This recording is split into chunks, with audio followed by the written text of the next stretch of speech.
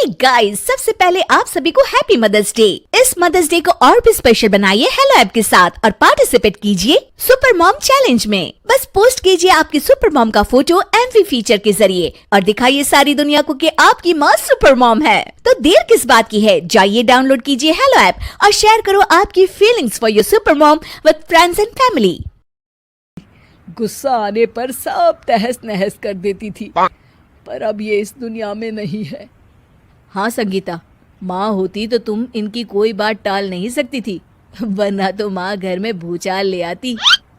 संगीता मन में खुश होती है कि अच्छा है कि ऐसी औरत अब इस घर में नहीं है, लेकिन दिखावे के लिए वो जैसे ही सास की फोटो के सामने हाथ जोड़कर खड़ी होती है, ये क्या, सास उसे देखकर मुस्कुराने लगी।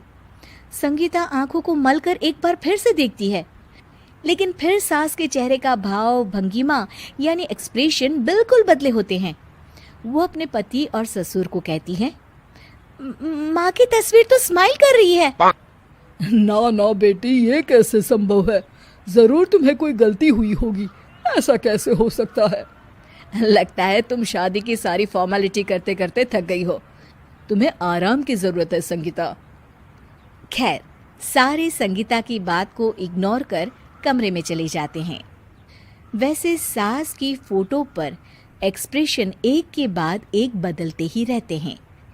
सुबह होती है, पति और ससुर को काम पर भेजकर संगीता कमरे की सफाई करने में लग जाती है कि तभी उसे आवाज आती है, टेबल ठीक से साफ करो। ऐसे भी कोई टेबल साफ करता है? इससे अच्छा तो ये गंदा ही था। किसी औरत की आवाज सुन संगीता दंग रह जाती है और सोचने लगती है कि आवाज कहाँ से आई।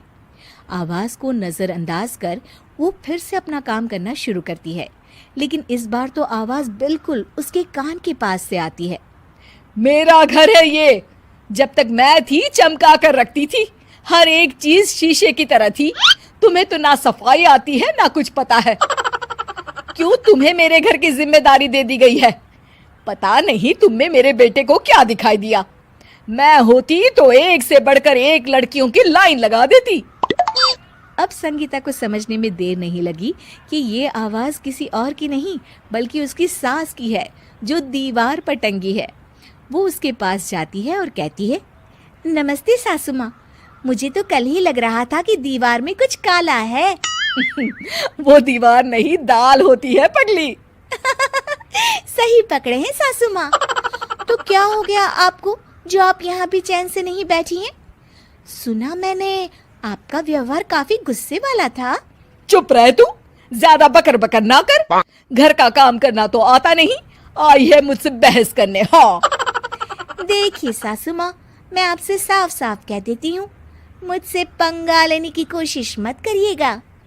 तभी पीछे से संगीता का पति आता है। अरे संगीता, किससे बात कर रही हो? कौन है वहाँ? संगीता की सास की फोटो फिर से पहले जैसी हो जाती है। आपकी माँ से कह रही थी कि मुझे काम करना आता। अरे संगीता, माना सास के ताने हर बहू को अच्छे लगते हैं, लेकिन यहाँ तो माँ है ही नहीं, तुम तो फोटो से ही। तुम भी लाजवाब हो संगीता। किसी को विश्वास नहीं होता कि संगीता अपनी मरी हुई सास की फोटो से बात करती है।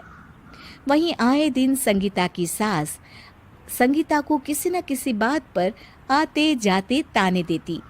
संगीता को भी अब सास के तानों और उनसे बात करने की आदत हो गई। वो कभी खानदान की कहानी तो कभी तीज त्योहार कैसे मनाए या किसी व्यंजन की रेसिपी सास से ही पूछती। सारा दिन घर में अकेली संगीता की सास अब उसके लिए तानों के साथ पक्की साथी की तरह भी रहने लगी थी, जो किसी और को नहीं बल्कि संगीता को ही सुनाई देती। तो देखा आपने, सास बहू का रिश्ता हर रिश्ते से ऊपर होता है, फिर चाहे वो खट्टा हो या मीठा।